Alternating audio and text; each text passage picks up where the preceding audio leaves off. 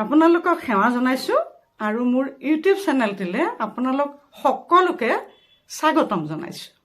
আজি মই চিকেন পোলাও বনাব ওলাইছোঁ। এই চিকেন পোলাও বনাবৰ কাৰণে মই ইয়াত চিকেন অলপমান লৈ লৈছোঁ।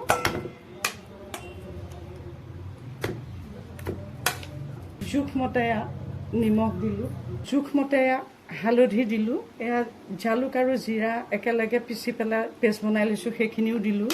অলপমান এয়া চিলি পাউডাৰ দিলোঁ, অলপমান এয়া চিকেন মছলা দিলোঁ, অলপমান এয়া সৰিয়হৰ তেল দিলোঁ, অলপমান এয়া পিঁয়াজ দিলোঁ, এচামুচ এয়া আদা নহৰুৰ পেষ্ট দিলোঁ, অলপমান এয়া নেমু টেঙাৰ ৰস দিলোঁ, মিহিকৈ কুটি লোৱা এয়া মূলা অলপ দি দিলোঁ।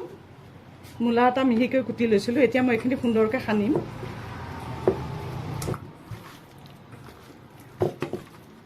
এয়া চাওক, সুন্দৰকৈ সনা হৈ গৈছে, কালাৰটো কি সুন্দৰ হৈছে দেখিবলৈ। এয়া চাওক, এতিয়া মই এইখিনি এনেদৰে বাকী যোগাৰ নোহোৱালৈকে এনেকৈ মই ঢাকি পেলাই ৰাখি থৈ দিম।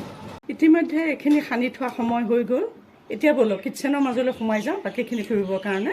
তেলখিনি গৰম হোৱাৰ লগে লগে ইয়াতে দুটা শুকান জলকীয়া পেলাই দিলোঁ, এটা তেজপাত পেলাই দিলোঁ, দুটুকুৰা এয়া লং ডালচেনি পেলাই দিলোঁ, লং 3টা পেলাই দিলোঁ আৰু এয়া ইলাচি গুটি 2টা পেলাই দিলোঁ। ইয়াতে মই এয়া পিঁয়াজ পেলাই দিলোঁ, পিঁয়াজ কাটি লৈছিলোঁ। মাংসখিনি মই সুন্দৰকৈ বনাই দিওঁ। আপোনালোক যদি মোৰ চেনেলটোলৈ প্ৰথমবাৰ আহিছে, এইটো যে টেষ্টি দিছে, তেতিয়াহ'লে মোৰ চেনেলটো প্লিজ ছাবস্ক্ৰাইব কৰি ল'ব। ইয়াতে মই অকণমান এয়া চেনি দি দিলোঁ, কালাৰটো ভালকৈ উঠিবৰ বাবে। পিঁয়াজখিনি অকণমান ৰঙচুৱা হৈ গৈছে। পিঁয়াজখিনি ৰঙচুৱা হোৱাৰ লগে লগে ইয়াতে মই মেৰিনেট কৰি লোৱা মাংসখিনি ইয়াতে মই এতিয়া ঢালি দিলোঁ। চাওঁ মাংসখিনি এয়া ঢালি দিছোঁ। সুন্দৰ কালাৰ উঠিছে নবনাওঁতেই। এতিয়া এনেকৈ লৰাই বগৰাই এইখিনি অলপ সুন্দৰকৈ মই ভাজি লওঁ। তাতে কাটি লোৱা এয়া আলু কেইচপনমান আছিল, কাটি লৈছিলোঁ, তাকো মই ঢালি দিলোঁ মাংসখিনিতে। এতিয়া এইখিনি মই সুন্দৰকৈ ভাজি লওঁ। গেছটো মিডিয়াম ফ্লেমত মই ৰাখিছোঁ। আপোনালোকে ভিডিঅ'টো আকৌ পঢ়িলে আকৌ শেষলৈকে চাব দেই, তেতিয়াহে ধৰিব পাৰিব। এতিয়া মই ইয়াতে অলপমান আদা নহৰু পেষ্ট অলপমান মাংসত দিছিলোঁ আৰু বাকীখিনি মই এতিয়া বাকী 3 ভাগৰ 1 আকৌ মই ইয়াতে দি দিলোঁ।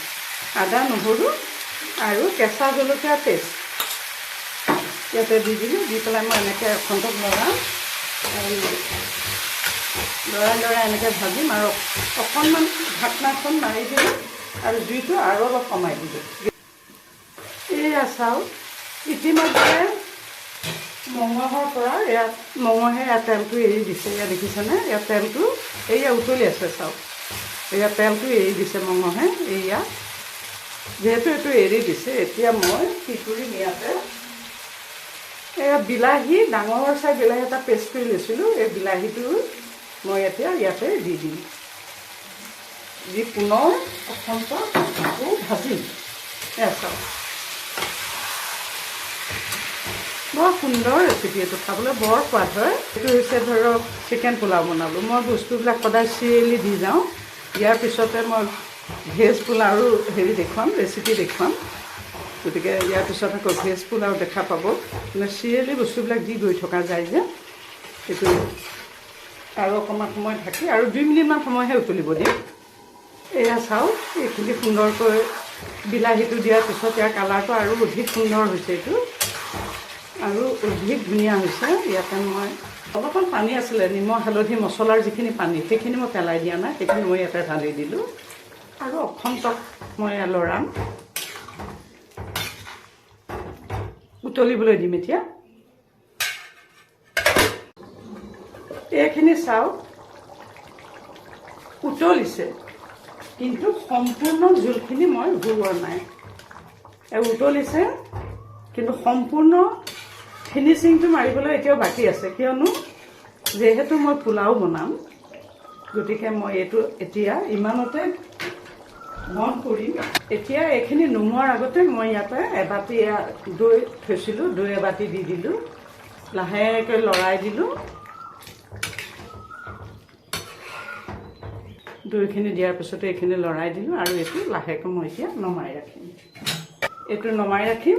মই আজি পোলাও বনাবৰ কাৰণে জহা চাউল অলপমান, জহা চাউল কেইটামান জোখমতে আমাক লগা জোখাৰে জহা চাউল কেইটামান ধুই পেলাই অলপ সময় ৰাখি থৈ দিছিলোঁ জৰজৰীয়া হ'বৰ কাৰণে। এয়া দেখিছেনে? এতিয়া মই গেছটো জ্বলাই দিলোঁ। দি পেলাই এয়া ডাঙৰ চাই কুকাৰ এটা ইয়াতে পাতি দিলোঁ। কুকাৰটো গৰম হোৱাৰ লগে লগে ইয়াতে মই অলপমান সৰিয়হৰ তেল দিলোঁ, মাষ্টাৰ্ড অইল। তেলখিনি গৰম হোৱাৰ লগে লগে মই ইয়াতে চাউলখিনি পেলাই দিলোঁ। তেলত মই একো দিয়া নাই, কেৱল চাউলখিনি উঠাই দিলোঁ। এয়া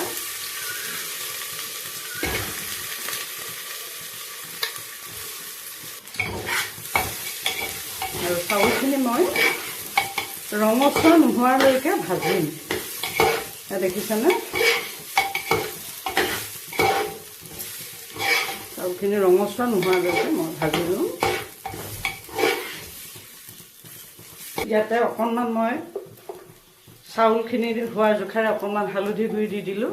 অলপমান চাউলতে এয়া নিমখ দি দিলোঁ। মই এইখিনি সুন্দৰকৈ লৰাই বগৰাই ভাজিম।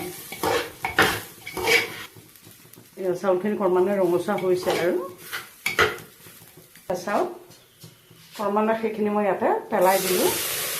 গোটেই গ্ৰেভিটো ইয়াত মই ঢালি দিলোঁ মাংসৰ। দি পেলাই এতিয়া সিজিবৰ জোখাৰে মই ইয়াতে কুকাৰত এচাপ পানী, গৰম পানী কৰিছিলোঁ, গৰম পানী কৰি থৈছিলোঁ, গৰম পানী অলপমান দি দিওঁ। এয়া চাউল, যিহেতু চাউলটো সিজিব লাগিব।